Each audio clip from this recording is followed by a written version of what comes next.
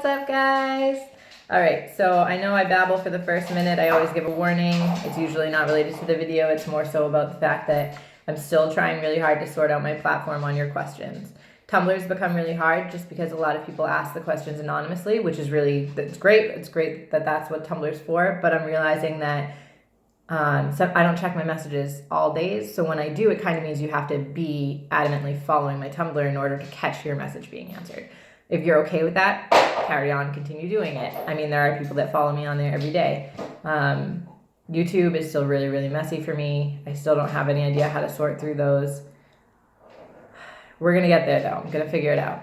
I really appreciate your messages. I try and answer a lot of the subjects in videos just because where I do have hundreds of messages, they're all very personal. BPD is any mental illness or any individual human being is they're going to have different triggers and different things that I have to touch base on. So I can't just like copy and paste a standardized response for what's going on for you, you know?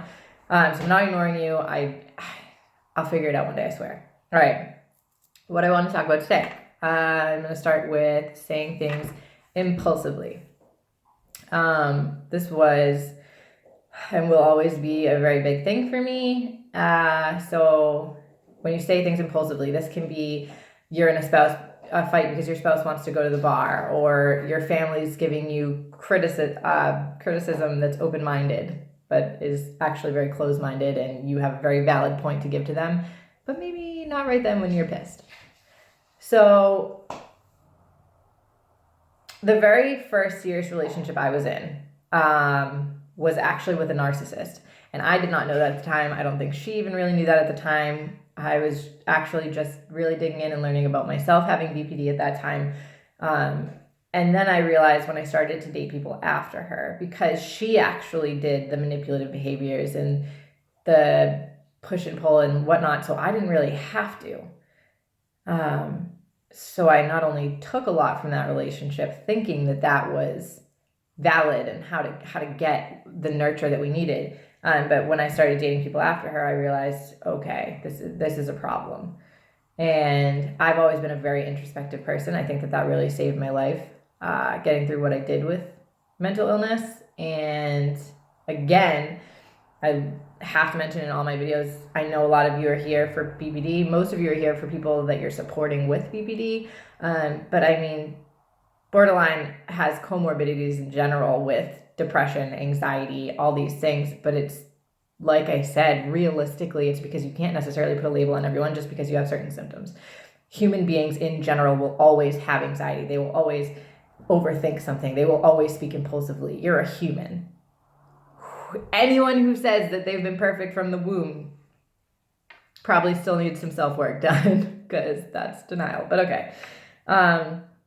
My point is, when I started learning, okay, this is a problem. Like I'm saying something to manipulate someone into acknowledging how I feel, or like that's usually what it is. So you're here because you speak impulsively, which means you're fucking mean, or you're degrading, or you say something super, super, super emo to kind of try and get them to pull them back in. They need to nurture you.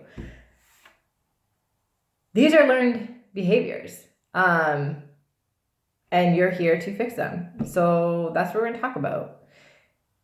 With any mental illness, you can't punish yourself for it. There's no point. What the fuck is the point? That's just like saying fucking Betty, who, I was going to say overeats spaghetti, I think, just because it rhymed in my head. I mean, any habit that we have learned that affects our life that we want to change is a human thing. What's the point in hating yourself for it? We can fix it. It takes a lot of work.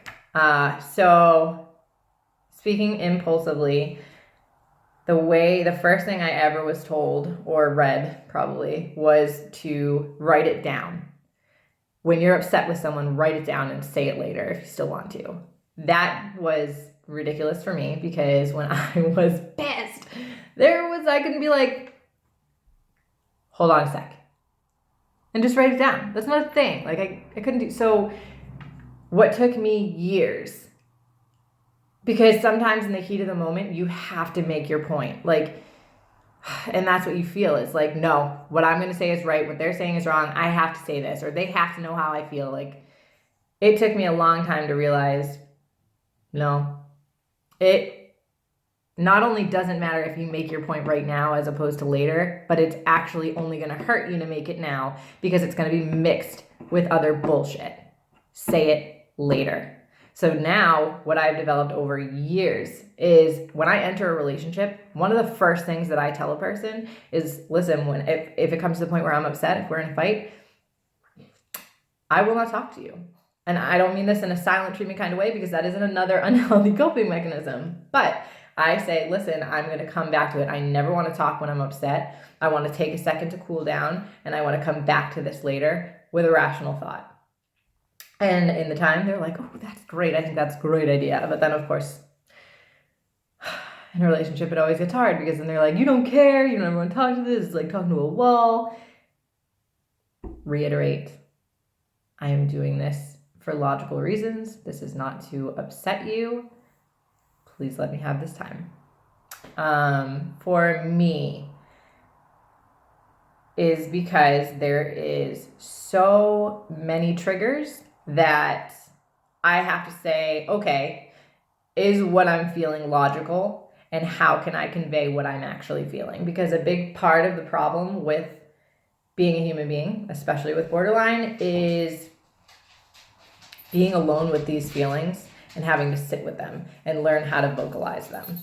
So that is why impulsivity is going to be the easiest thing you do, to just spew shit out and throw every defense mechanism and coping mechanism in there to try and get what you need. But we don't want to live like that, so that's why you're here. So what I do, like I said, is I don't like to talk when I'm upset. I come back to it. And then that's when you sit and you think, okay, why am I upset? What do I feel? So let's take family. Family having constructive criticism that you feel is actually closed-minded. You have to try and understand things from their point of view. Where are they coming from with what they're saying, and what do you actually want to convey to them? Because it's usually not just go fuck yourself if you don't understand. With a spouse, it's hard. It's very, very hard, especially if you're in a fight where you feel like it's going to lead to a breakup. It's very hard, and I get that. But even in a breakup, I mean, I'm going through a breakup myself right now. I have a 2-year relationship.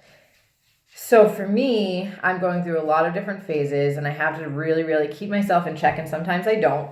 For the most part, I do. But sometimes, and I try and have a really, really good boundary between what is being okay with an emotion I feel and feeling it to the full extent, and what is a temporary thing that I'm feeling. Do I really need to share it? So let's take that when you're going through something that could be a breakup. So you scream at them because a lot of our initial reaction says, okay, if we make them feel bad about what they're doing or how they're making us feel, then they're going to care about how we feel. And that's a normal human being thing. I'm sure everybody you've ever been with you've been like, okay, I know what you're doing. But like I said, my videos are here for everybody, because in my personal belief, every single person can always be evolving.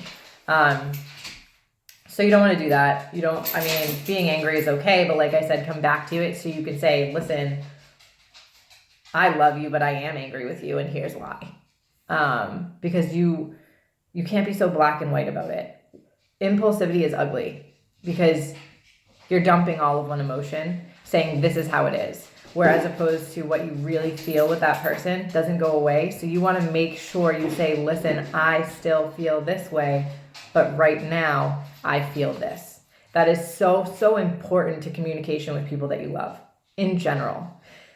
So that is a huge thing that I've learned with impulsivity, is to come back to anything after you've had some time. Go take a shower. First of all, who doesn't think immensely in the shower? If you don't, holler at me. Tell me what you do.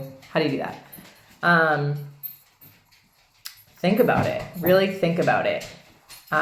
You will save not only a lot of relationships, but you want to remember that the things that you say now, you cannot take back later. They will view you.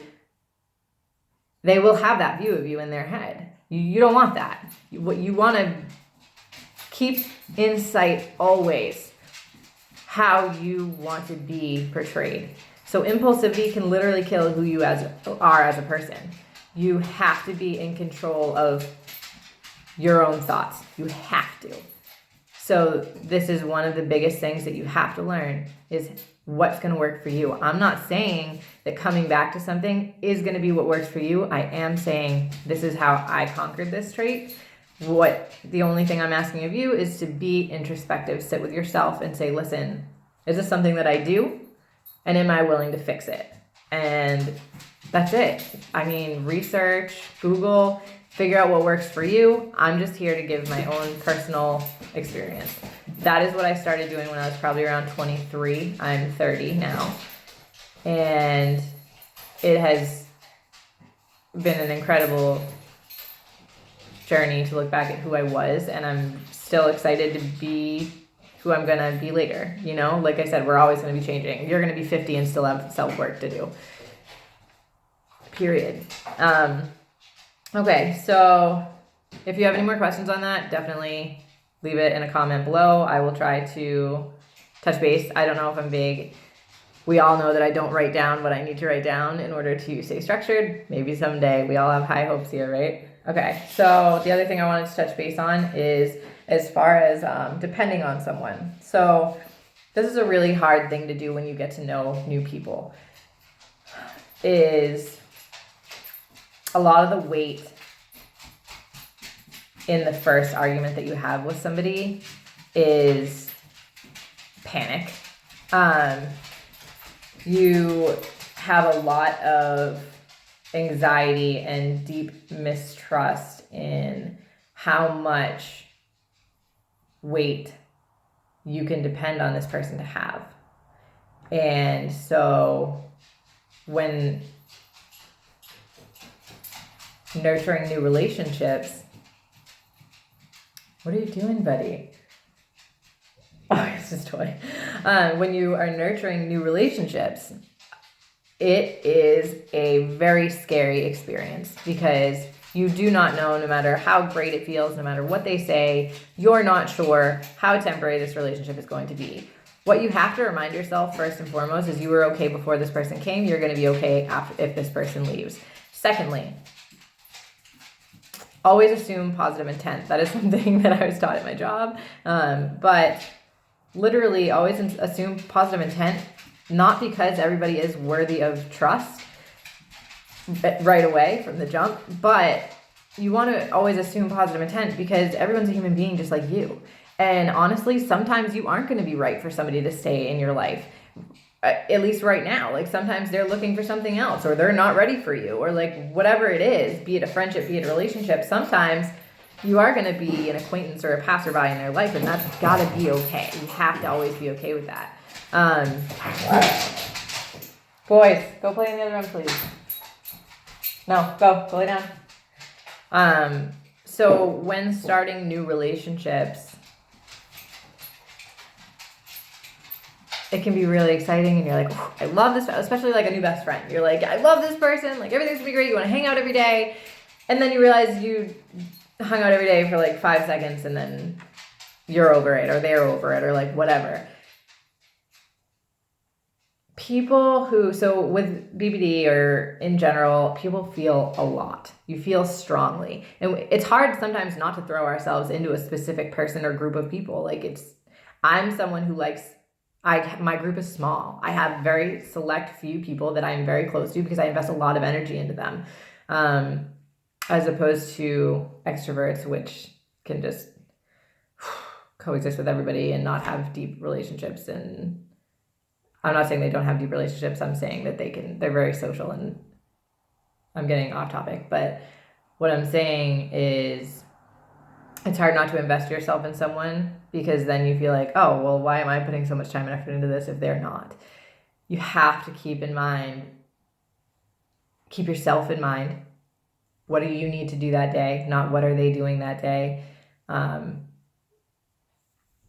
Don't focus so much on how much you can entrust in them to carry of you or this relationship.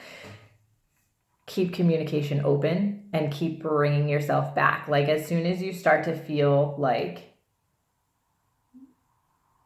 they're not reliable or they're not going to understand your thought process or like whatever, you have to take yourself back and say, I mean, communication is so key. Luckily, thank God, somehow I developed a great communication skills. So I always want to make sure I know people know what I feel, because if I don't, I am so passive aggressive about it. So then I'll be like, all right, well, I'm not going to say it because I already, like, I don't want to make them mad, or I don't want to sound like I'm complaining, or like whatever. If you get passive aggressive like that, that shit's just going to build up and it's going to be ugly because you're going to become impulsive and you're going to say some shit. Don't do that. Always, like, in this day and age, people play subtle passive games a lot. Like if something irritates them, instead of just talking about it, they make it clear. Like something obviously just happened that upset them, and then they're like, okay, well, I'll just talk to you later. The fuck you will. Like, first of all, yes, you want to talk to me later. Good, perfect, cool. But if it comes to a point where you're dealing with someone in your life, or you are being someone in your life that is not confronting any issues head on, you just would rather deal with things by ignoring someone. If you're ignoring them or the situation, saying, okay, whatever, it's fine, with no intention of coming back to say, it's not fine, this is actually what it made me feel, this is why, here's how we could fix it, or it was cool, I was being like impulsive, I was being emotional, it's actually fine. Like, you have to have the intention of communicating about it. You can't just say, okay, and that's it. You're never going to talk. What? You'll drive people insane. You'll drive yourself insane. You have to communicate at all times. I am so too good at being like, here's the thing. You said this and it made me feel like you didn't want me around, or like just whatever it is. Say it.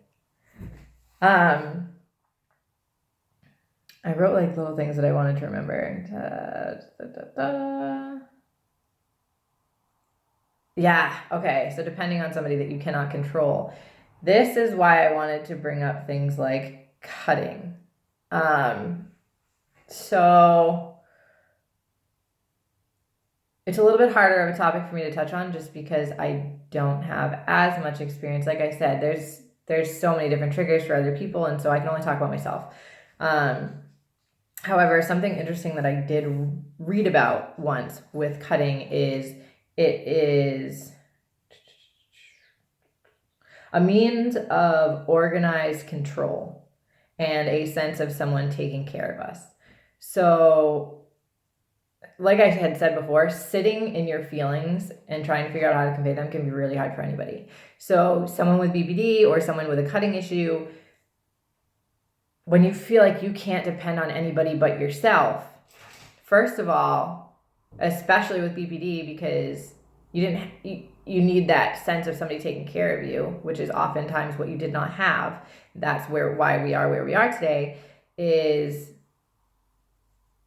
somehow the link between sitting down and knowing what you're going to do. You're in control of that situation. And I can't really put words in to explain that, but with that, as well as it can be used for manipulation. If you make it like aware to your spouse or whoever you're doing it for or whatever, that's going to make them care or something. And I've never agreed with that. I think that if you're feeling that strongly to hurt yourself to convey some feelings to them, I really, in that situation, I want you to, God, maybe I should make a video strictly for when people are in that situation, because that's a really, really big moment that I think you should really take a look inside and say, why do I want to do this to bring them back to being concerned for me? Because that's such a bigger thing. And I think that it's time, if that's a thing that you find you're doing, which is I don't want you to think it's not normal. That's a very, very common thing. I just want it today to be the time where you say, okay, why do I do this? Because being introspective is number one. Let's figure out why. Let's sit down. Let's figure out why it is you do that, what it brings for you, because it brings some sort of something that you need. So let's figure out what that is. And you have to start today. Instead of cutting, this is how I'm going to get what I need. And communication is often 100% of that. So let me see if I wrote anything else down that I really wanted to touch on. No, basically, I mean, depending on somebody you can't control, that's the hardest part. That's what gives you so much anxiety, is you can't control if that person all of a sudden stops caring about you. You can't control if they come through. You can't control. A really big thing that I actually still struggle with, because I have a really hard time asking for help. I actually am really sick. Some of you know that, or not really sick. I have conditions like postural orthostatic tachycardia. I have EDS. I have a lot of things that make me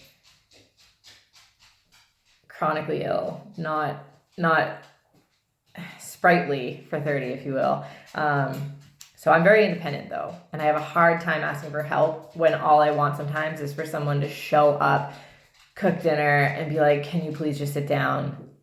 I will do your laundry. Like, no matter how much I desperately want that, I still have a hard time sometimes just being like, can you just lay with me? So it is the same in our mental health as our physical health. Sometimes you have to say, listen, I do want you there. Like, there are times where I've had to go to the emergency room and I'll either cancel plans, or 99% of the time when I go to the emergency room, I don't tell anybody I'm going to the emergency room. I go to the emergency room a lot. Don't get it.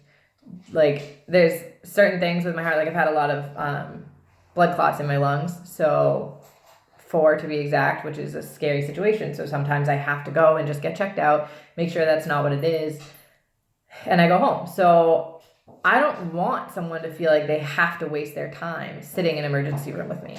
I overthink every situation. So to me, I don't want someone to feel obligated to do those things, and I also don't want to ask someone to do those things. But sometimes all I want is someone to be like insistent that they be there. But like, then I can't say that to anyone in my life, because I feel as though that will make them feel obligated to do that. So using that as an example, sometimes we want people to show up. Sometimes we give people the silent treatment while we need to think about something, when in reality what we wish is that they would just come back and say, hey, are you okay? Hey, are you upset with something I said? Can we talk about this? Or like, sometimes we want someone to show up because we're too fucking depressed that day to get out of bed, and we want them to help us. Don't be afraid to say these things. Don't be afraid to be like, hey, I know I was being weird just then, but in reality, it's because I felt really uncomfortable with something that you said to this person, and it made me feel this way. Don't be afraid to say things, because I got to tell you, we spend so much of our lives hoping that somebody's going to read our mind. And that is an expectation that makes us miserable, because it's not possible. So communicate. Please. All right, I'm going to wrap this up. It's 23 long ass minutes. Miss you guys. Happy to be here all the time. And yeah, I love you. Take care.